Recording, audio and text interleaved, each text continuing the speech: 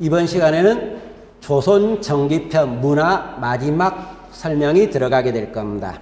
그러면 우리가 지난 시간에 수업했던 게 문화편이라고 이야기를 하는데, 이 문화편에서 중요한 몇 가지만 체크하면서 들어가도록 합시다. 지난 시간에 했던 게 학파의 영성과 대립이라고 이야기를 했는데, 결과적으로 동인, 서인, 남인, 북인 이쪽을 구분하시는 게 첫 번째 문제거리가 될 거로 생각을 하겠고요. 그 다음에 문화편에서 이제 여기서는 각기 책이라든가 유물들에 관한 내용입니다. 하나 몇 가지 예를 든다고 이야기를 하면, 우리가 천상 열차 분야지도 어느 왕 때 만들어진 겁니까? 태조죠. 근데 시험 문제에서는 태종이다 이렇게 내는 경우도 있고요. 우리가 한양을 기술했던 달력 있죠. 칠정산이 등장하잖아요. 근데 이 칠정산은 어느 왕 때를 위주로 하는 문제가 나온다든가, 향약 집성방 있죠. 이것도 세종이에요. 칠정산도 세종이지만 세종 때를 물어보는 경우도 있지만, 향약 집성방 고려 후기 때 나왔던 뭐라고 구분한다? 향약 구급 방하고 구분한다. 그러면서 중요한 책이라든가 어떤 유물이 나오는 거예요. 이 유물들을 각기 체크하시면 될 겁니다. 그러면 이번 시간에 우리가 수업하기 시작을 하는 것은, 자, 조선 정기편 문화의 마지막 단원으로 문학과 예술에 관한 내용으로 들어가도록 하겠습니다. 자, 그러면 여러분 01번 문학이 등장하네요. 그러면 이 문학에 대해서 잠깐, 제가 고려시대에 이야기했던 논리를 그대로 잠깐 끌어갑시다. 고려시대 문화편에 들어가서 세 가지 분야를 이야기했어요. 유학이라든가 문학이라든가 역사서가 등장하게 되는데, 이 세 개 분야는 고려와 조선은 전 초기, 중기, 후기는 동일한 변천을 거친다 그랬습니다. 일반적으로 초기에는 뭐라 그랬습니까? 자주론, 중기에는 사대 보수라 그랬어요. 후기는 다시 자주라 그랬어요. 그러면서 고려는 초기, 중기, 후기를 한꺼번에 들어갔습니다. 근데 조선은 그러게 들어가기가 좀 불편하네요. 왜 불편하냐? 그러면 교과서가 지금 우리가 하고 있는 게 5편 하고 있습니다. 5편까지가 뭐냐면 임진왜란까지예요. 그러니까 초기하고 중기만 나오는 거예요. 후기는 다음 편 6편에서 나옵니다. 거기서 나오는데 15세기는 자주, 초기니까 16세기는 4대 보수, 중기예요. 임진왜란 이후가 후기예요. 여기서는 다시 자주적인 내용이 등장하고 있다. 그러면 문학에 관한 내용이 나오게 되는데, 여기서 언급을 할 때는 우리가 초기하고 중기밖에 언급을 하지 않는다 그랬으니까, 초기는 기본적으로 어떤 성향이 강하다 그랬습니까? 자주라든가 주체적 성향이 꽤 강한 사회였다. 중기에 가면 어떤 성향이라 그랬습니까? 사대예요. 또는 보수라고 이야기를 하는 거예요. 그러면 단어 쓰임을 잠깐 보도록 합시다. 자주나 주체란 이야기는 중국 모방 단계를 갖는다 안 갖는다? 안 갖는다. 우리 거란 이야기가 강한 거예요. 근데 사대라는 것은 중국에 대해 사대를 취하는 거고, 보수라는 것은 사회에 개혁할 의지가 있다 없다? 없다는 이야기를 언급하게 되는 겁니다. 그러면 여러분 책으로 들어가서 문학에 관한 내용을 서서히 언급해 보도록 합시다. 가로 1번의 문학의 특징이라고 이야기를 하는데, 15세기는 왕조 개창에 참여한 관리들을 중심으로 하면서 격식을 존중하고 질서와 조화를 추구하고 있었다. 그래서 초기 문학은 격식을 존중하게 됩니다. 그러면서 사회가 질서라든가 조화를 추구하고 있었다. 이렇게 나와요. 여기서 말하는 격식은 문학에서야 격식이 되겠지만, 사회에서 이야기하는 뭡니까? 제도 틀을 만든다. 그래 놓고 사람들이 질서 있고 조화롭게 산다. 그러면 국가체제를 거부한다 안 한다? 안 하면서 그게 수능에 사는 거죠. 그러니까 문학적인 면에서도 사회 현상을 추구하는 내용을 우리가 추정할 수 있다는 이야기예요. 그런데 16세기는 어떻게 되느냐? 16세기는 누구 중심입니까? 여기는 관학파나 홍구파 중심이 내용이 되겠지만, 이쪽은 살인파 중심 문학이에요. 그러면 살인이라는 이야기는 고려 왕조에서 조선 왕조 넘어오는 걸 거부한 사람이죠. 그래서 고려 왕조를 유지하려고 노력했던 온건 세력, 온건 살인파, 이쪽의 사람들의 충돌이 없는 문학이 중심이 되는 거예요. 그러면서 편보다는 흥치라든가 정신을 강조하고 있었다. 흥치나 정신을 중요시하고 있었던 게 16세기 문학이라고 이야기를 합니다. 그러면서 이제 문학의 갈래에서 첫 번째 한문학을 들어가기 시작을 합니다. 그러면 15세기 한문학은 일반적으로 발달하는 측면이 강해요. 근데 16세기 한문학은 좀 퇴보된 측면이 강하다는 겁니다. 차이점을 먼저 이야기해놓고, 그러면 15세기 문학에서 15세기 문학이 발달한 배경, 여기에 지배자가 누구라 그랬습니까? 관학이라던가 또는 훈구파가 여기에 지배자라 그랬는데, 이 사람은 어느 쪽을 중요시했느냐? 사장학을 중시했던 거예요. 그러니까 문학이 발달하고 있었다. 그리고 문학을 양반의 교양으로 느끼는 거예요. 그러다 보니까 문학이 발달하고 있다. 이러는 과정에 15세기 문학의 가장 대표적인 거 뭐가 나오게 됩니까? 동문선이 나오게 돼 있죠. 이 동문선은 시험 문제 좀 나오고 있는 단원입니다. 성종 때 서거징가 쓴 건데, 원래 문선이라는 게 어떤 거를 가지고 있냐? 중국에서 잘된 글을 묶어놓은 겁니다. 근데 동문선이죠. 동자는 일반적으로 우리나라를 표현하고 있습니다. 그래서 우리나라의 잘된 글을 묶어놓은 거예요.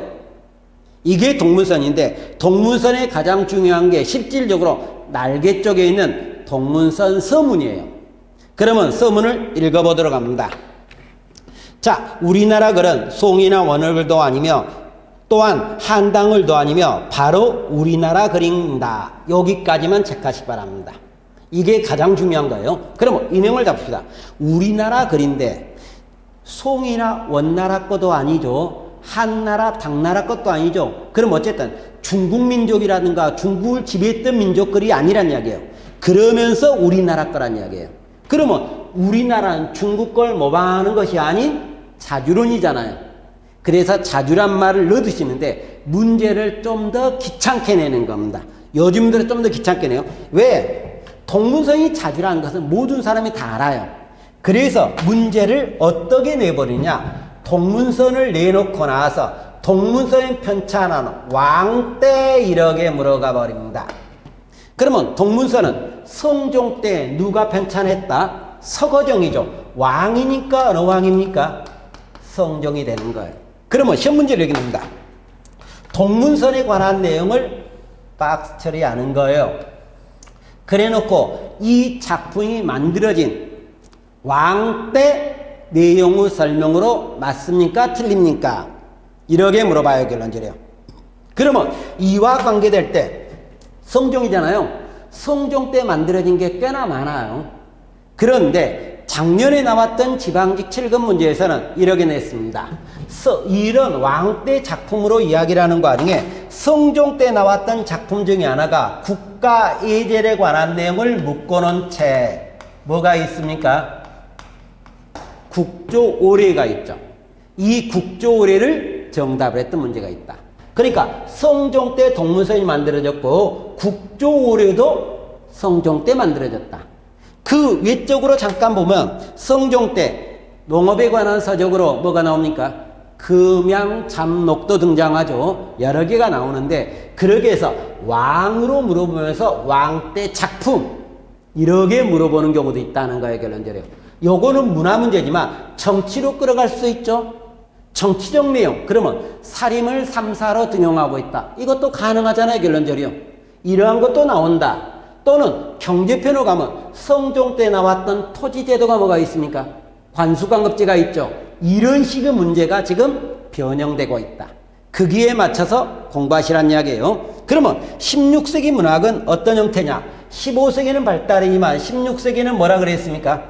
퇴보적인 면이 강하게 등장한다. 쇠퇴한다고 이야기를 하는데 여기는 사장을 중요시했지만 16세기 사림들은 뭐를 중요시합니까? 경학을 중요시해요. 그래서 문학이 쇠퇴하고 있었다. 그러지만 문학은 쇠퇴했지만 시조, 가사, 소설, 배설 등의 형식은 다양화되고 있다. 형식이 다양화되고 있는 거예요. 그러면서 작품의 주제는 우리나라 산천의 아름다움과 자연성에 파묻힌 은둔생활의 즐거움을 표현하고 있다. 그러면 이 사람들은 관직에 있는 쪽이 강해요? 관직에 소외된 쪽이 강해요? 소외된 쪽이 강하다는 이야기예요. 그러니까 은둔생활의 즐거움이 나오죠. 관직에 있으면 관직적인 면이 나와야 될 거예요. 이렇게 나오게 되는데 가로 3번에 가니까 설화문학이 나오게 됩니다. 이 설화문학 15세기 특징을 보다 보니까 일정한 격식이 없이 들은 이야기를 기록했던 게 우리가 설화문학이라고 이야기를 합니다. 그러면서 대표적인 작품으로 김시습의 금오신화가 등장하는데 이게 우리나라 최초 한문 소설이라고 이야기를 하는 거예요. 최초 한문 소설이다 이렇게 나오겠고, 그 외적으로 성종 때 서거지가 썼던 필원 잡기도 있고 16세기 문학으로 넘어갑니다. 16세기 문학은 살인문학의 테두리에서 벗어난다. 여기서 조금 생각해 봅시다. 살인이라는 게 어떤 특징을 갖는다? 사대적이고 보수적인 특징을 가져요. 근데 여기에서 좀 벗어난 작품이 등장한다. 이렇게 나오는 거예요. 그러면 그와 관계되면서 용제총화, 성현이가 쓴 책이 등장합니다. 어숙곤의 폐관잡기라고 이야기를 하는데 그 임제가 나오는데 어숙곤 임제를 잠깐 보도록 합시다. 어숙곤의 폐관잡기, 문벌제도라든가 적서차별의 폐단을 폭로, 비판한다고 되어 있잖아요. 그러면 문벌이라는 것은 잠깐 가문이잖아요. 적서, 원래 처하고 처부 자식을 처부 자식이 서잖아요, 결론적으로. 그러면 아까 16세기 사림은 가문을 중시하는 거예요. 근데 문벌제도를 비판하고 있는 거예요. 그리고 16세기 사람은 적과 서 구별을 더 정확히 하는 거잖아요. 근데 적서차로 폐단을 폭로하고 비판하고 있죠. 그러니까 사림의 문학 경향에서 어느 정도 벗어난 작품이었다. 근데 뒤끝에 가니까 임제가 나옵니다. 임제는 당시 사회 모순과 유학자의 전화식을 비판하고 있다. 잠깐, 15세기 관학분과는 중국에 대해서 자주지만 사림은 어떻게 합니까? 중국의 4대죠. 중국이 중화면 우리나라 뭡니까? 소중화라고 이야기를 하면서 중화를 추종한다는 것을 존화합니다. 존화의식이죠. 근데 존화의식을 어떻게 했다? 비판한 거잖아요. 그러면 사림문학의 테두리에서 어느 정도 벗어나고 있는 것 같다. 이것을 보여주잖아요. 그리고 시조문학이 나옵니다. 15세기 시조를 썼던 사람은 두 개결로 나눠요.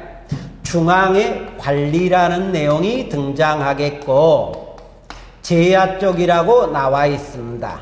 그러면 중앙의 관리라는 사람과 제야는 어떻게 다르냐? 조선왕조 우리가 개창 과정에 보다 보니까 급진론 사대부는 중앙의 관리가 된 거잖아요. 온곤론 사대부는 제야결로 내려간 거잖아요. 그러니까 내용이 좀 달라진 것은 당연하다. 그러니까 여기는 건국에 참여했으니까 건국초 패기가 넘치는 시조가 나와요. 김종서나 남이와 같은 시조죠. 이렇게 나오는 데 비해서 제야는 고려왕조를 회고하는 경향. 우리가 길제나 원천석이 나오는데 길제는 국어책에 시조도 나올 건데 500년 도읍지를 빌마로 돌아다니 산천의구한데 인거는 간데없다. 이런 시조가 나오잖아요. 이게 길제 시조로 고려왕조 회고로는 시조예요. 그러니까 유교적 충절을 읊는다. 이렇게 나오는데 16세기는 어떤 시조가 나오느냐? 황진이 여성분의 시조가 등장해요. 윤선도가 나오는데 윤선도는 남인계통의 사람이라고 이야기를 하는데 이 사람도 관직에 있었지만 관직에 벗어나서 시조를 많이 썼다. 그러면 황진이 시조는 옆에 날개 있습니다. 자, 황진이라고 하면서 동짓달 기나긴 밤 한 허리를 베어내어 이렇게 나와 있잖아요. 이 시조는 좀 봐두시기 바랍니다. 봐두셔야 되는 건데 왜 제가 봐두라? 이 시조를 냈을 때는 시험 문제 내는 방법은 정해져 있어요. 황진이를 물어보진 않을 거 아니에요, 결론적으로. 그러면 이 시조를 내놓고 무엇을 물어보느냐? 당시 사회를 물어봅니다. 그러면 지금 황진이가 몇 세기? 16세기죠, 결론적으로. 그래서 16세기 상황을 물어보는 시조가 등장하고 있다. 이렇게 보시면 되겠고, 윤선도, 오우가라든가 어부사시다가 나오기 시작을 합니다. 오우가나 어부사시가 나오는데 내용을 보다 보니까 자연을 벗삼아 살아가는 여유롭고 자족적인 삶을 표현하고 있었다.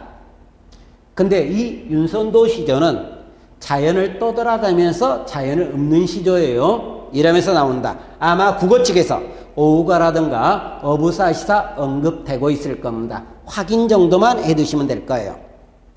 가로번의 악장과 가사문학이라는데 이 악장문학 어떤 사람에는 조선왕조를 개창한 세력들입니다. 그래서 왕조 중심으로 조선왕조 개창을 잘랐다. 이런 측면의 악장문학이 등장하는 거예요. 근데 이 악장문학이 조선왕조를 잘랐다. 이런 식의 문학이 나오게 되는데 특이한 작품이 하나가 있습니다. 세종 때 월인청강지곡 있죠. 이것은 왕조가 잘났다는 게 아니라 불교적 내용의 작품이다. 불교적 내용의 작품이다. 이게 좀 특이한 거로 국어에서도 아마 문제를 했던 단원일 겁니다. 악장문학을 내놓고 나서 성격이 다른 작품 하나, 내용상 성격이 다른, 아마 이런 문제였던 것 같은데 이 월인청강지곡은 무엇을 이야기한다? 죽은 부인이 소연왕후가 죽었잖아요. 결론적으로 이 죽은 것을 불교적 내용으로 기록한 내용이다. 이렇게 언급하시면 될 거예요. 16세기 가사문학이 등장하는데 시조 한계를 긋고 감정을 구체적으로 표현한 작품은 가사문학이 등장하고 있다. 이러면서 송순이나 정철이나 박인노가 등장하는데 정철은 관동별곡, 삼인곡, 송민곡이 나오게 됩니다. 근데 옆에 관동별곡이 잠깐 써졌어요. 관동지방의 경치를 읊고 있는 내용이죠. 근데 이 관동별곡은 국어책에서 보세요. 하다 이 국어에서 자주 나오기 때문에 한국사에서는 이것을 가지고 황진이와 같이 당시를 물어본 문제는 거의 나오진 않습니다. 근데 이 정철의 특징이 어떻게냐? 풍부한 우리말의 어휘를 사용했다는 거예요. 이게 정철의 특징으로 나온다. 여러문이 나오는데 헌안설연이라든가 이렇게 나오는데 신사임당 나오고 있죠. 별로 신경을 끄도록 가면 되겠고 02번에 가다 보니까 건축이 등장하게 되는 겁니다. 자, 그러면 02번에 건축으로 들어가도록 합니다. 그러면 이 건축에 관한 내용도 결과적으로 15세기와 16세기로 구분하면서 들어갑니다. 건축이라고 이야기를 하는데 가로 1번에 가니까 건축의 특징이라면서 건물의 규모를 법적으로 규제했다고 이야기를 합니다. 규제했던 목적이 잠깐 보면은 국왕의 권위를 높인다고 그랬죠. 두 번째, 신분질서를 유지한다 그랬죠. 세 번째, 사치를 방지하면서 주위 환경과 조화를 이룬다 그랬어요. 근데 건축의 목적에서 자, 신분질서를 유지한다는 대목에서 잠깐 끌어갑시다. 우리 한국사 교재에서 건물의 규모를 규제했던 것은 딱 2번밖에 안 나와요. 지금 여기서 1번 나온 거잖아요. 근데 또 한 번 나오는 게 신라의 골품제도에서 나옵니다. 이 두 개가 공통적으로 건물의 규모를 규제했던 이유가 신분질서 유지라고 나오고 있어요. 신분질서 유지라고 이야기를 한다. 이러면서 우리가 등장하는데 그러면 건축과 관계에 내면서 15세기는 어쨌고 16세기는 어쨌느냐 이러면서 구분합니다. 15세기 건축으로 이야기를 하다 보니까 만들어진 거 궁궐이라든가 성곽, 성문, 관악, 학교, 예외적으로 불교 사원 건축이 잠깐 나오고 있다. 이렇게 나와 있어요. 근데 이것을 좀 시각적으로 좀 달리 생각해 봅시다. 여기서 4개를 묶어 놓습니다. 이 4개는 결과적으로 뭐를 이야기하냐면 관공서예요. 그러니까 15세기는 세왕조를 개창해서 관공서를 만들었다. 결론은 국가의 권위와 관련되고 있다는 이야기가 되겠죠. 이러면 되겠고 그 다음에 이 학교는 무엇을 공부하는 겁니까? 성리학이란 유교를 공부합니다. 그래서 국가의 통치념을 국민들한테 보급할 목적이었다. 그런데 조선은 불교적 국가가 아니고 유교적 국가잖아요. 그래서 이것은 예외적으로 등장한 거다. 이렇게 보셔도 될 겁니다. 결론적으로요. 그러면서 건축을 보다 보니까 도성을 건축을 하면서 경복궁도 지어졌고요. 창덕궁이나 창경궁도 지어지기 시작을 합니다. 근데 동그라미 니은에 참고적인 내용을 하나 보도록 합니다. 동그라미 니은에 동그라미 나를 잠깐 보시기 바랍니다. 세 번째 줄 정도 되는데, 자, 창덕궁 도남문 2층 문외에는 오고라든가 인정이라든가 파루를 친다고 돼 있어요. 오고는 정오 때 때리는 거고, 인정은 요즘은 통행금지입니다. 파루는 통행금지 해제를 이야기하고 있다. 이게 창덕궁 도남문과 관계되고 있다. 이렇게 우리가 찾아보게 되는 거예요. 성문이 나옵니다. 개성은 남대문이나 평양의 보통문, 그리고 충내문이 나옵니다. 자, 여기서 좀 쓰도록 합니다. 개성의 남대문이 등장해요. 또는 평양의 보통문이 등장해요. 이 두 개는 성향이 똑같고, 그 다음에 한양의 숭례문이 성향이 좀 다릅니다. 그러면 어떤 성향이냐? 여기서 이야기했던 개성의 남대문과 평양의 보통문은 고려 기법에서 어디로 넘어가는, 조선 기법으로 넘어가는 과도기적인 면을 보여주고 있어요. 그런데 숭례문은 현재 우리나라 국보 1호잖아요. 그러지만 불타버렸기 때문에 국보 가치가 있느냐? 이것은 좀 애매한데, 이것은 여기하고 다르지 순수한 조선 기법을 보여주고 있다. 그러면 이것을 혹시나 구분한다고 하면 이렇게 구분하시기 바랍니다. 자, 어떻게 구분하냐? 개성, 고려 제1의 도읍지죠. 평양 어디입니까? 고려 제2의 도읍지죠. 그러다 보니까 고려기법을 좀 가지고 있는가 보다. 그런데 비해서 숭례문은 조선이잖아요. 그러니까 완전히 벗어났다. 이렇게 생각하시면 될 겁니다. 자, 이러면서 우리가 보겠고, 그 불교 건축으로 무의사 극락전은 건박하다. 건박하다는 것은 소박하다고 보고, 해인사 장경판전은 팔만대장경을 보관한 건데, 팔만대장경과 해인사 장경판전은 유네스코 문화유산이 되는 거죠. 원각사 10층 석탑이 나오는데, 고려시대 경천사 10층의 영향을 받으면서 나오는데, 세조 때 만들어진 거예요. 대리석으로 만들어졌다 그랬죠. 근데 예전 시험 문제 세조가 아니라 세종, 이렇게 시험 문제를 낸 적이 있어요. 좀 너무한 거죠. 왜? 동그라미 하나 더 들어갔다 해서 정답이 달라져 버렸다. 좀 더 들어갔는데 세종이 아니라 세조 때 건축이다. 그러면 16세기 건축물은 뭐가 등장하느냐? 서원 건축이에요. 학교 건축이잖아요. 이 서원은 주택, 사원, 정자 건축이 짬뽕되면서 동네에 들어간 입구, 산 안에 있는 건축물입니다. 그러면서 이연적의 옥산서원이라든가 이왕의 도산서원이 등장하고 있다. 이렇게 나오겠고, 공예가 등장합니다. 사대부 생활필수품이라든가 또는 값산재료, 생활필수품이니까 당연히 값산재료를 쓰는 것은 당연할 겁니다. 이러면서 우리가 등장하는데, 이때 도자기로 15세기 도자기로 나왔던 게 뭐라고 이야기를 합니까? 분청사기라고 이야기를 하는데, 이 분청사기는 고려 청자기법에다 있는데 원나라 간섭기에 분청사기로 바뀐 겁니다. 그러나 이 분청사기가 유행한 것은 15세기다. 그러면 동그라미 나에 중요한 단어가 등장합니다. 나와 다는 보셔야 돼요. 나.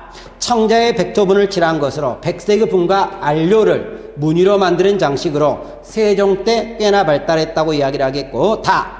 안정된 그릇 모양과 소박하고 천지스러운 무늬가 어우러져 정형화되지 않으면서 구김살 없는 우리의 멋, 우리 거죠. 자, 15세기 관악파는 뭐라고 했습니까? 자주론이죠. 그래서 자주적인 성격이 강하다. 날개 쪽에 분청사기 사진이 있습니다. 확인 한번 해두시기 바라겠고, 그러다가 16세기, 그러면서 이 분청사를 많이 만들었던 것이, 유명했던 곳이 경기도 광주입니다. 사홍원 분원이고, 16세기는 이 분청사기가 쇠퇴하면서 뭐로 바뀐다?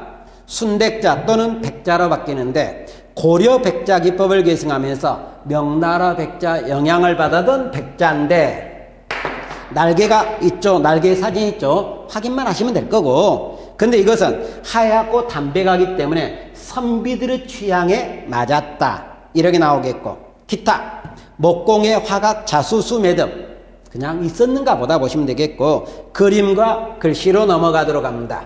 그러면 그림과 글씨도 여기서 15세기와 16세기로 나누어서 이야기를 하게 되는 겁니다. 그러면 그림으로 15세기를 그렸던 그림은 어떤 그림이냐? 자, 15세기야.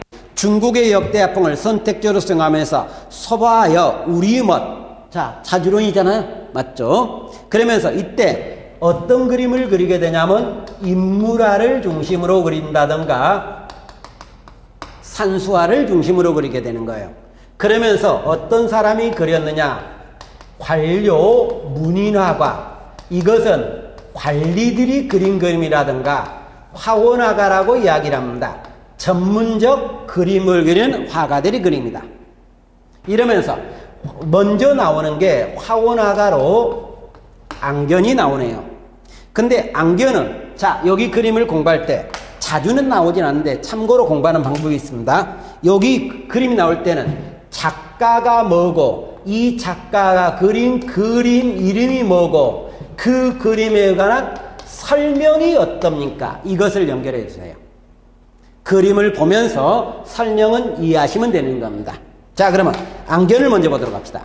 앙견, 역대화가 그 기법을 체득하면서 독자적 경지를 개척했다. 그러면서 앙견이 그렸던 그림이 몽유도원도가 있어요. 옆에 날개 쪽에 사진이 있습니다. 내용을 보면서 설명합시다. 자연스러운 현실세계와 환상적인 이상세계를 능숙하게 처리하고 대각선의 운동감을 표현했다. 그러면 이 그림은 이렇게 되어 있습니다. 여기에 산들이 삥 둘러져 있고 여기가 평지가 있고 대각선이 있고 여기 평지 있습니다. 여기가 뭐냐면 무릉도원이에요. 몽유도원도라고 이야기를 하는데 여기서 도원이 무릉도원이에요. 꿈속에서 안평대인 무릉도원 가서 논 거예요. 환상적인 이상세계 무릉도원. 여기가 현실적인 세계 대각선적인 운동감으로 설명하고 있다. 이게 앙견 그림이에요. 최경, 자 인문화나 산수화에 뛰어났다고 이야기를 하고 강희안이 등장하게 됩니다. 강희안 그림이 뭡니까? 고사관수도 옆에 사진 있죠. 자 그림을 잠깐 여기에 절벽이 있고 턱이 있고 밑에 물이 흐르고 여기 사람이 있을 겁니다. 사람이 물을 보는 그림이에요. 그럼 여러분 교재 봅시다. 선비가 수면을 바라보며 수면을 바라보는 거죠. 무념무상에 빠져 모습을 담고 있다. 수면을 보면서 생각한 그림이란 이야기예요. 그러면서 나왔고 신숙주는 화기를 썼고 이수문과 문청은 일본화되는 영향을 주었다. 16세 그림. 16세의 그림을 그렸던 사람은 관료문인화가라든가 화원화가 그대로 있는데 그림의 소재만 좀 다릅니다. 뭐? 사군자. 그러면 이암, 모견도가 등장한다든가 사임당의 초청도는 날개 좀 보시 바랍니다. 풀과 벌레를 그린 그림의 결론적으로 이상자의 송화벌도 날개 쪽에 사진이 있습니다. 자, 송화벌도는 이게 그림인데 여기에 돌로 되어 있는 바위 여기 나무가 있는 거죠. 바위 틈에 뿌리를 받고 있는 늙은 소나무를 통해서 안 죽고 있죠. 강인한 생명력을 표현하는 이상자 송화벌도 이정왕지평 어몽룡이 나오겠고 서해 안평대운 송설체 양상은 나온다든가 한호 석봉이죠. 음악과 무용이 나오는데 음악 무용에서 잠깐 15세기 동그라미 기억과 니은만 보시면 됩니다. 디귿까지만 봅시다. 박연 세종 때 사람으로 아악을 체계화했던 사람이고 세종 때 여민락이나 악곡을 짓는다든가 정감보로 소리의 장단이나 높낮이를 표현했고 성현의 악악개범이 있습니다. 성종 때 이야기죠. 자 그러면 이번 시간에 제가 수업했던 내용을 잠깐 정리만 하도록 합시다. 동문서 어느 왕 때 성종 때 나오면서 자주성인데 성종 때의 비중을 두라 그랬어요. 이것을 언급하시면 되겠고 그 다음에 언급하는 게 분청사기 몇 세기? 15세기 개념 정도 보시고 그림은 작가와 그림 이름과 그림에서 설명 이거를 체크하시면 될 거로 생각합니다. 이번 시간 수고하셨습니다.